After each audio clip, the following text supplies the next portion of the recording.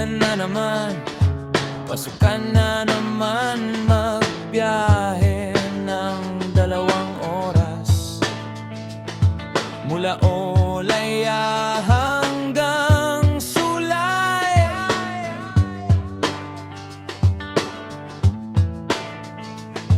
Dito na naman kami magduduti sa trabaho mula alas 10 hanggang alas 6.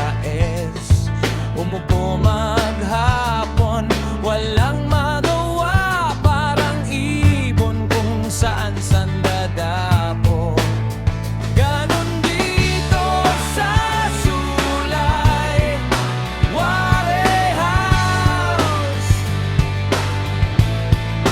Sulay Warehouse.